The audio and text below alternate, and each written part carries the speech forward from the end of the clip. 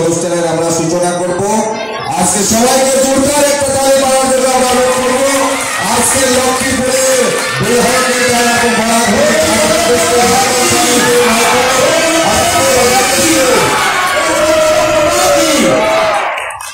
বাগা থেকে যারা অতিথিরা আছেন সবাইকে আজকে আমাদের লক্ষ্মীপুরের 19 নম্বর করম পূজায় আজকে আমাদের দেওয়ান বাগানের করম পূজার যে আয়োজন আমি এখানে উপস্থিত হয়েছি। উপস্থিত আছেন বাগানের আমাদের ম্যানেজার এবং এই গোয়ালবেড়ি চাঁদ উন্নয়ন সমিতির যিনি সভাপতি এবং যার নেতৃত্বে আমরা এই আয়োজনটা করেছি ডক্টর রতন কুমার মহাশয়, চাঁদ জনগোষ্ঠী উন্নয়ন সমিতির সাধারণ সম্পাদক রামজ্যোতি মিশ্রা এবং সবাইকে আমি করম পূজা উপলক্ষে আমার অন্তরস্থল থেকে আমি শুভেচ্ছা জানাচ্ছি। আর এই আয়োজনের পিছনে যার মহৎ দান আমি বলবো, উনি হচ্ছেন আমাদের এই সমষ্টির বিধায়ক তথা আসাম সরকারের মন্ত্রী কৌশিক রায় মহাশয়। উনার নেতৃত্বে আমরা দেখেছি যে আমাদের লক্ষ্মীপুর বিধানসভা সমষ্টিতে 19টা চা বাগানেই আমাদের করম পূজা হতে চলেছে। हरियाली चाय के बगान मोरे धनी केने जाबो छाड़े आशा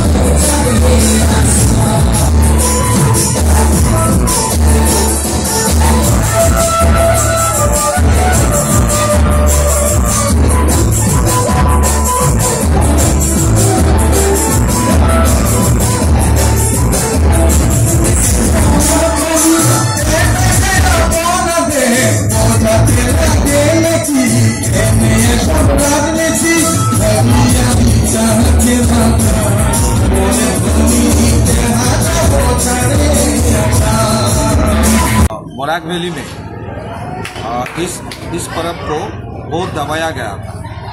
आज लखीमपुर में विशेष करके लखीमपुर में हमारे माननीय मंत्री जी के हस्तक्षेप में और सहयोगिता में आज लखीमपुर में 19 चा बागान में एक करम पूजा आयोजन किया गया।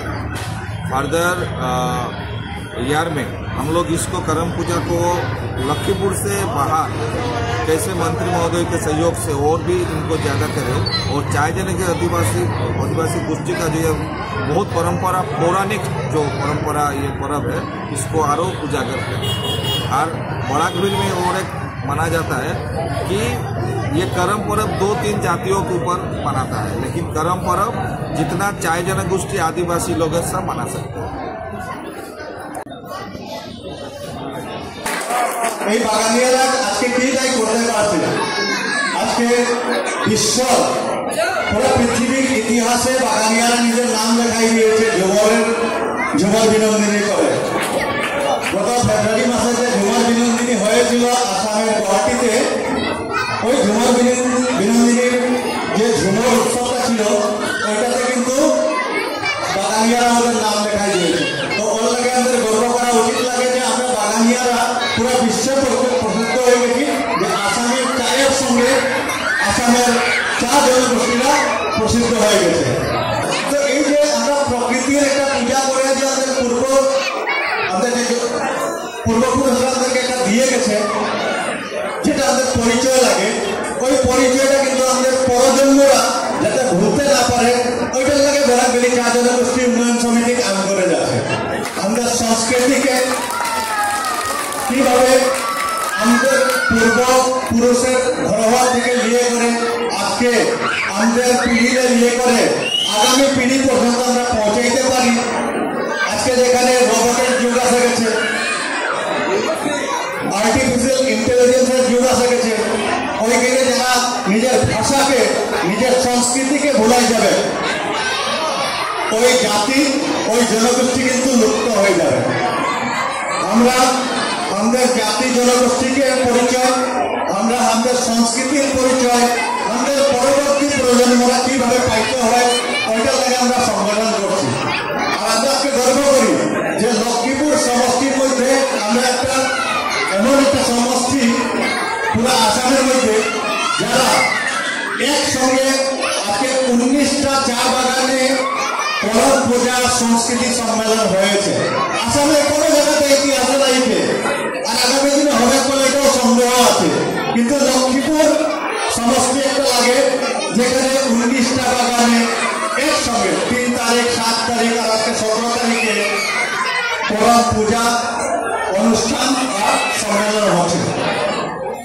এটার জন্য আমি ধন্যবাদ জানাই আমাদের মাননীয় মন্ত্রী কৌশিক রায় মহাশয়কে, যার একক প্রচেষ্টায় আমরা ওনার সহযোগিতায় আজকে এই সম্মেলনগুলো করতে এবং করম পূজাটাকে করতে আমরা সমর্থ হয়েছি।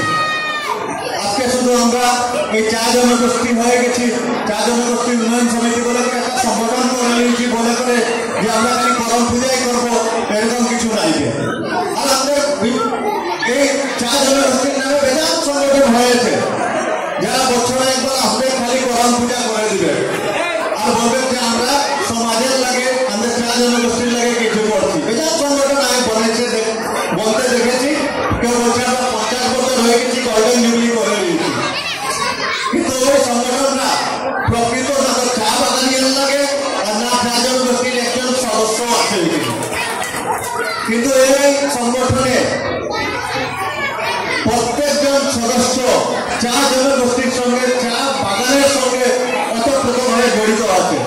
এই সংগঠনের একজন কর্মকর্তা এমন নাই যার চা বাগানে জন্ম নেয় হয়েছে, চা বাগানে কিছু করেছে, সবটাই চা জনগোষ্ঠীর সঙ্গে জড়িত আছে।